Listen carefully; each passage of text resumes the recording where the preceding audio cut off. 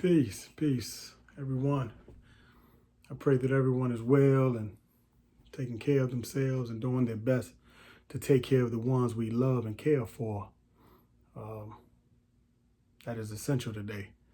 A lot of things are going on, this COVID virus, and just there's a whole lot going on. So if we can take care of ourselves, then that is a great accomplishment. And if we can take care of those we love and care for, that is even greater.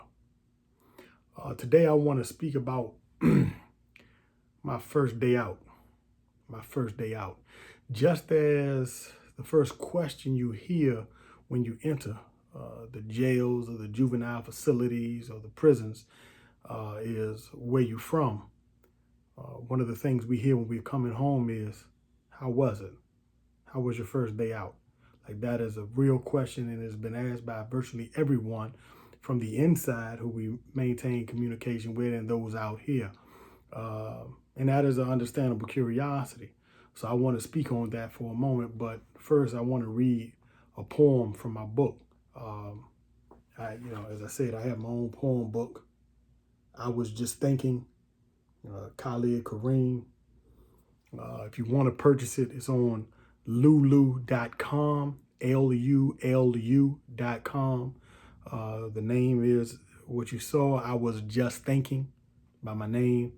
If you want to, check it out, I appreciate it. I'm talking about everything from love to prison to, politics. About 70 poems in the book. So if you want to check it out, I invite you to do so, and I appreciate you. But I wanted to read this poem particularly because it talks about what I'm about to address. This one is called Second Chances. I should have loved her better, and her absence is a constant ache to my soul. But even when I try, I can't forget her. She was always there, morning, noon, and night, and her presence alone was tender love and care. And still, I took it for granted. As if she'd always be there, thinking she'd love me unconditionally. And listening to that old cliche had me mistaking her compassion for ignorance, and I continued to treat her stupidly. But she had standards and rightfully demanded more of me. Still, I left her. She didn't abandon me.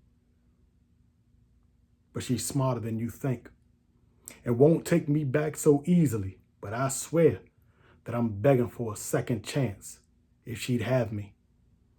I no longer want to be apart. I want to be one. And I promise to be dedicated and upright if she'd only have me. Freedom. And I know it sounded like I was talking about a woman throughout it, but as you can see from the end, I was talking about freedom.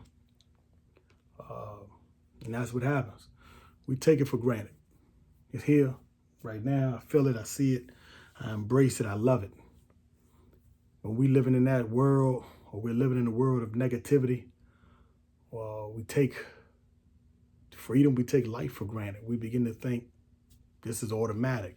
This is how it's going to be. That's how it's supposed to be. Nah. Old head said one time in prison, it takes a second to get locked up and a lifetime to get out. And he wasn't lying. Hope you enjoyed the poem. I'm not used to really reading my poems. I like to write poetry, but I really don't read them or say them out loud, often. So, forgive me if it didn't sound as fluid as it could have or should have. My first day out.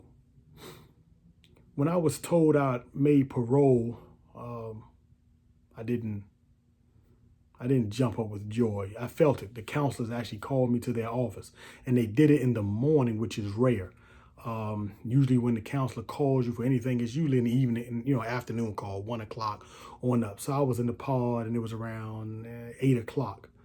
I had been talking to one of the guys I dealt with, and they called me to the booth, and they said, Counselor such and such wants to see you.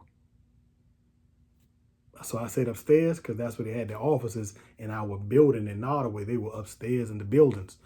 So the booth officer was like, nah, down at the trailers. Okay, and they had made these trailers outside to accommodate more classroom space. So I went down there, and I noticed that one of the counselors that I'm pretty cool with, he was in his office. So he saw me, said, "Hey man, how you doing?" So I'm like, "All right." So when I came in there to see the counselor, she's always been an advocate for my freedom. She's been an advocate for my assistance. We were speaking to college students, and she and the guy counselor had, were serious in having me speak with the university students from a particular college in Virginia called Longwood University. And they had put me on the panel. We spoke to them about 4 times.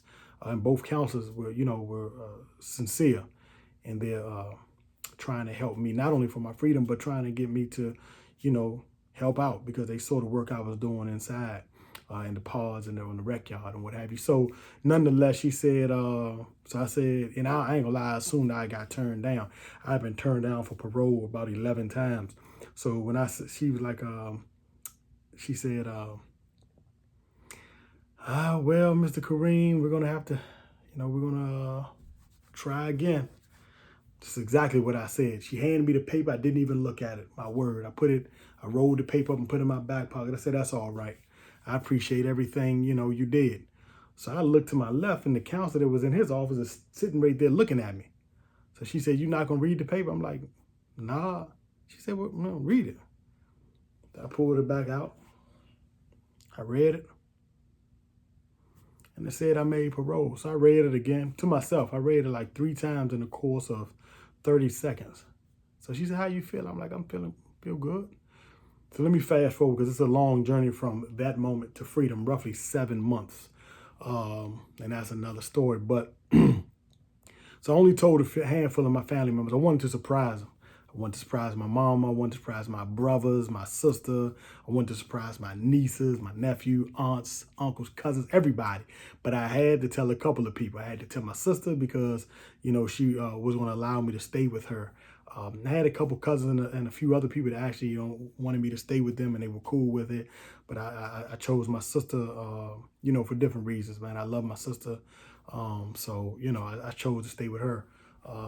And she has, 3 daughters and a husband. And, I love my nieces to death, and it's crazy because I was painting one of their rooms probably about 3 months after I got out. She said she wanted her room to be gray.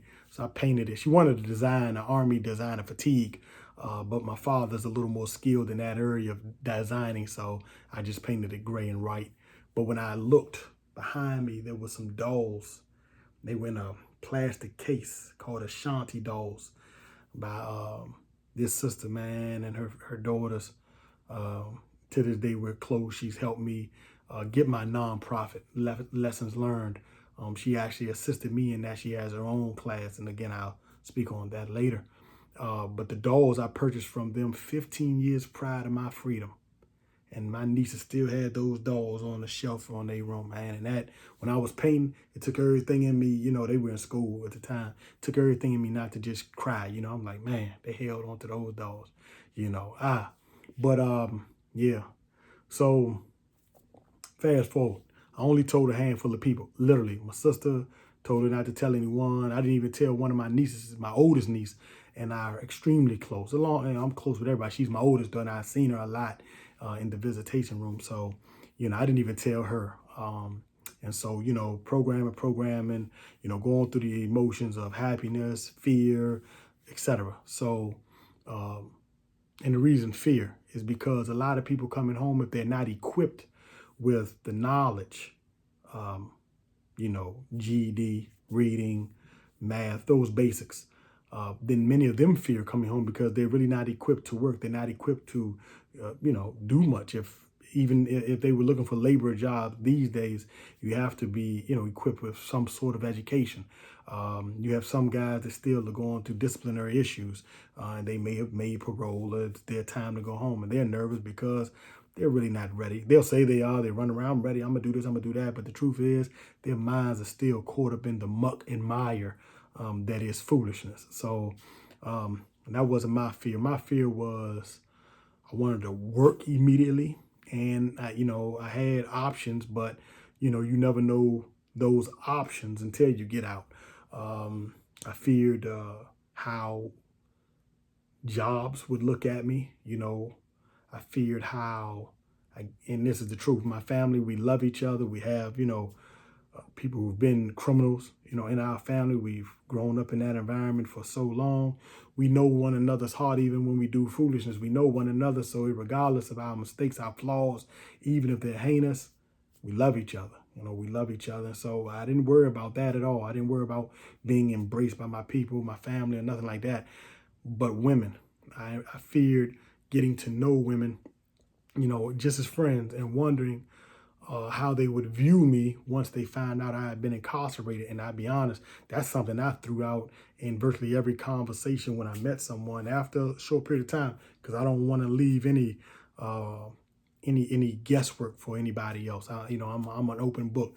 I am who I am. I was what I was. Mistakes, severe and light, and I can own them. And I can own them, with shame and humility and much regret. But I can own them. So those are my fears. So on the day before they let you know on the pod, the counselor will call you upstairs to her office, and she'll say, okay, your home plan has been approved, and tomorrow's your day. So you come back down, everybody looks, and those that know you, we had a pod, roughly 80, 90 people, and a lot of people knew each other because they had designed several pods in different prisons for the accommodation of newly released inmates. So out of a pod of 80, 90 people, I knew, 60, 70. And a lot of the people in the pods were saying we knew each other for having done 20 plus years in prison. So when I'm coming, on the top tier, walking back downstairs, you got people clapping their hands, so it feels good. But like I say, until I walk out that gate, I'm not jumping up with joy. So I call my brother, he's my best friend. He's a brother to me, but he's also my best friend. I've known him for nearly 28, 29 years. So, I called him up. I said, I need you tomorrow morning. He had already been prepared because I was around the time that they let me know I was coming home or getting out. So he said, I got you. He said, I done rented a car. I'm there. He said, what time do you think I should be there? I said, they'll probably come in, pop my cell door at about 6. I would say, honestly, 6:30. He said, nothing, I got you. So the next morning, I couldn't even sleep. 12 o'clock that night, you have guys talking to you. All right, man, what you gonna do, man? You know what I'm saying? You ready? This what it is. Oh, man, it's good to see you out, big brother. Da. So, it feels good. So the door was shut around 11. I go in. I talk to my roommate. He nodded off. I didn't get no sleep. I think I went to sleep at 1:30. And that was light, so I got up around 5. I sat there, talked to myself in my mind. I said a prayer to myself. Well, not to myself, but I said a prayer in my mind. And I got off. I'd already organized. I'd given a lot of stuff away.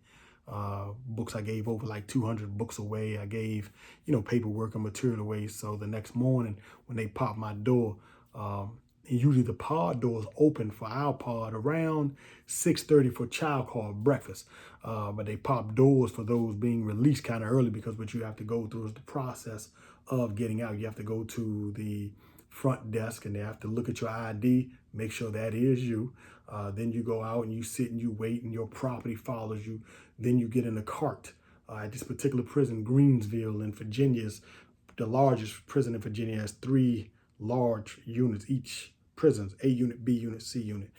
They also have D unit, which is where they used to house death row inmates and extremely wild inmates, of those that check in, what we call protective custody. So that's D unit. Then they have a medical unit. So it's very large. So they have these little golf carts that take you in between the units, unless it's a few of y'all, then you'll walk in between the units. So the golf cart is out there, me and another guy, where it was me. I put my bags in the back, you're cuffed. We pull up to another unit, another guy gets in, throws bags in the back, and we go to this intake box where it's a building. But it's when you first come into Greensville, before you enter the prison ABC units or whatever, there's a large intake. So you pull up, they let us out, we grab our boxes, we put them on the desk, and they'll keep them there. And then we go on this bullpen, this holding cell. And so the guy, he's talking about his friend. I've never met him. I think he did like 6 years. He's talking about going home to, I think, Cumberland, Virginia, and he was talking about his girl and him and their bond and their love and how she's, held on, etc. And I'm like, cool. My mind is on, I'm about to walk out this gate. There's 30 feet between me and freedom. In time, of course, like, I don't know how much time, but, I'm nervous. My stomach is bubbling. Of course, I use the bathroom. And so, as the guys that, when they pop my door, the guys embracing me, hugging me, I'm giving them everything. I had a fan and trimmers and all that. So I give all that away, with promises of staying in touch. And I've kept my word. I still do that. Stay in touch with at least 11 of the guys that I've dealt with over the years. So I'm sitting there, and the guy, he gets called out around 6:30. He's out, and we've been sitting in the bullpen for about 30 minutes. So he's gone. So 6:30, he's gone. All right, man, stay up. You too. Appreciate you. So he's gone. I'm just sitting there. So they give you a pair of pants. They take you out of with the prison attire, which is these blue jeans and this button-up shirt. And so I give them that. And they give me a pair of jeans, khakis, tan khakis and a white T-shirt. They give me that. So I'm sitting in the bullpen again. And so they needed the larger cell, so they moved me from there to a smaller cell. And they have a bus from another prison coming in, so about 3 guys going to there. So now it's 7:15. So now my heart is beating because I'm wondering, what's going on. I'm like, what's up? Why am I not gone? And I know my friend, my best friend, man, I know he's there, at least in my mind, unless there was some traffic or something, but your mind is like, is there an accident? Man, what's going on? Is there something holding me back? Do I have another charge somewhere? Are the feds here? You know what I mean? Like, was there a mistake? All these things run through your mind. So like literally 7:50, because there was a clock on the wall. So from 6:15 to 7:50, I just asked the CO walked past, said, man, your people coming? And I said, yes, sir. Yes, sir. I said, you have a phone? And he went and got me a phone. He let me use what they call a landline. That is a cell, not a cell phone, but a phone that is connected to, cable and the landline. So when I called my best friend, and he was like, what's up, man? What they talking about? Where you at? I said, man, I'm in the holding cell, rated in the box. We call it the block or the box when you first enter. So he was like, man, I've been outside for like 2 hours.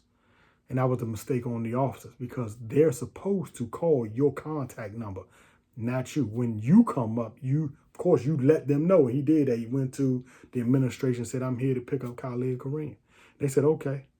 That was it. He sat in his car and he waited because they told him, all right, go in your car. So, it's okay. When I said he was outside, they said, all right, he was walking up, the officer saw him. They want to, make sure someone is there to pick you up. And I was out. I had my bag. I had like about 10 books and some folders that I still have. They were program books, Thinking for a Change, Preps, Houses of Healing, Victims Impact. These are programs that we had to take throughout the time in the system. And if you didn't, then you would have to take them. But the pamphlets, the material is great material, great program material, great therapeutic materials. I kept it. So I'm out. Hugged my brother. He pulled out the phone. One of the officers said, no, we don't do that, because they don't want pictures taken, I guess, of the prison. So when the officer walked away, we still took a picture or two. I know. Still disobedient, I know. But we took a picture, because that was a momentous event. I got in the car. I was smiling from ear to ear. And I have the pictures. I don't think I have them in my hand, but I do have the paper picture of it. So we went from there to a friend's house who had advocated for my freedom as well. We paid him a visit. He was, in our way of going up 95. So him, took some pictures, we talked, we embraced, I thanked them, and of course, we was going to catch up. And then I went to my niece and my nephew's house. They were staying with their mother. And, so I had told my niece, I spoke to her on a Wednesday evening, I believe. And I was like, okay, well, I love you. She'd been a little under the weather. I said, I love you. You know what I'm saying? I'll talk to you probably Monday, if not Sunday. She said, okay. Now, she knew I was coming home, but I kind of pushed it off until like a few months because I wanted to surprise them. So we got up to where they live and knocked on the door. I didn't get an answer. I knocked on the door. I didn't get an answer. I knocked on the door, and I'm thinking, man, maybe I shouldn't have surprised nobody. Everybody probably at work. Everybody's probably gone, you know. And I heard a car pull up. And when I heard the car pull up, I heard I don't want to say a scream, but like a surprise, you know, a noise of surprise. So when I turned around, my nephew, you know, and he's my oldest nephew, he ran straight up to me and hugged me. And I heard him cry, and I just held him, man. You know, and I'm trying not to cry myself, man. I'm holding him, and my niece had heard me knocking. She didn't know who was knocking. She had been asleep. So when she opened the door, I hear the door open. I turned around and see her, and she just like fell into my arms, man. And like, boy, that was one of the greatest feelings, man, ever. You know, just like I'm holding both of them up. You know, so, you know, they get themselves together. We walk in the house, you know, we talk, and you know, I'm here. You know, I'm here. You know, Unc is here. So I sat there, you know, talked to him for a couple hours, and we going up 95. We're going back to DC. So my friend, he took me shopping. We went to a couple malls. One is a large mall by the DC Harbor called Tangier, I believe, and there was a lot of outlets. So we went there. We went to Iverson Mall, which is in Maryland. He took me shopping, bought me, you know, quite a nice wardrobe, bought me a telephone, and I actually had that phone to this very day. I don't mess up a lot of stuff, and I have that phone to this very day. It's been about 2 years, and I'm using, you know, another phone, but I still have it. So we ate, you know, he took me to a place called Carolina Kitchen, delicious food. You know, we ate. And so, you know, I know that my family is anticipating, but like I said, I didn't tell them exactly the time. I had to go to the intake first, the courthouse in Maryland, to let them know I'm home, you know, sign some paperwork, find out who my probation officer was and who I'm going to, and my parole officer was, and who I'm going to, and when I'm going to go to see them, which was a monthly thing. I had to see them every month. So they gave me a date, and they gave me a little elbow room, to be honest. They gave me like a month. So, you know, I didn't have to run up there, and I could make plans and find out where they were. So we did all that. And then he dropped me off, you know, and my sisters. And they ran in my arms, my nieces, man, you know, my sister, man, I hadn't seen them. And they, you know, my family came to visit me a lot, but I didn't ask for a lot of visits. DC to certain prisons of Virginia is roughly 3 hours. That's a long ride when you're having, you know, to take children with you. And even my brothers, they had children, and a lot of them wanted to come. And I've seen my nieces and nephews, but I was always one of those that said, you know, even to friends, man, even to, you know, friends that will come see me, you know, male, a couple of my brothers, you know, partners, you know, a couple of my female friends. And I was always like, I didn't want to be a burden. I didn't like them spending all that gas money. Some of them would stay in a hotel overnight, and that would be money just to try to, you know, use both the visiting days, Saturdays and Sundays. I didn't like that burden. I really didn't. And those that know me, and there are many of them looking at this, and they know the truth, and they will, you know, probably make comments about the truth of it, you know. But they came, and I appreciate it, and I embraced it. And so seeing my sister and them, you know, for the first time in a little while, man, it was great. And you know, a couple of cousins that showed up that night, and you know, it just felt great. It took a lot of pictures. My brothers came over, and I'm sitting there, we taking pictures, and we hugging, and you know, you know, everybody was, you know, bags of deodorant, you know, envelope with money here, shirts here, a couple pair of jeans here, everything. And you know, my sister was like, you know, you want anything to eat? Want me to make you anything? I'm like, nah, I'm good. And you know, they let me get one of my nieces' bedrooms. And so two of my nieces, you know, shared a room for a while. And I just sat there, and at night, I didn't get any sleep. I laid down, I felt comfortable. You know, the bed was comfortable, but I didn't get any sleep. It was a feeling of wonder. Like really, it was like 25 years. You know, 25 years. And I'm looking at my nieces, and they grown. I had pictures, and I held a couple of them as they were babies when they came to see me, but they're grown, you know, they're like, and I'm like, you know, my sister, I left, and she was like 10, you know, and she's a mother and a wife You know what I mean? And I'm like, you know what I mean? Like, and like I said, I got a box that I have over 5,000 pictures still to this day from my time. And it felt great. But it was like, honestly, I felt like I had missed so much, you know? So recounting it is still painful. It's still great though, but it's still painful. But and like I said, it was a great day, man. It was a great day. I didn't really get much sleep. I sat there and I thought about a lot, but you know, I was home. I was home. First day out. It was wondrous. And I didn't pay attention to the city. DC changed a lot. Like we were riding through certain parts of DC and certain neighborhoods were gone. I mean, like not there anymore. We rode past some areas that I had stayed in. I'm like, okay, that's still here. That's not there. Where did that come from? And this wasn't here when I got here. It was a lot of structural differences. That didn't even, you know, that was nothing to me. I noticed that women, it was in October that I got home, but it was kind of warm. It was actually kind of warm at this particular 2 week.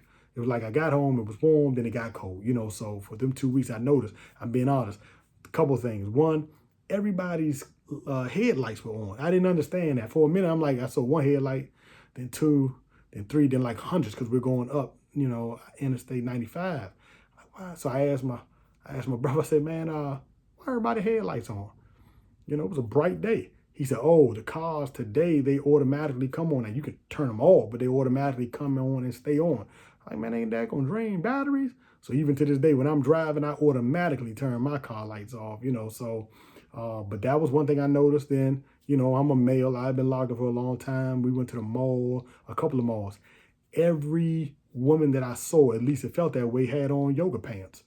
We call them spandex or biker pants. I'm like, man, and you know, they look great. I mean, I've been locked up for a long time. All we were seeing was officers, female officers walk through, and you know, many of them look great. You know, and you know, we had television, so we saw that. But I'm like, you know, women in the flesh, like, you know, you all were looking good. You know, you all, and I'm just saying the ladies. You know, so I was grateful for that.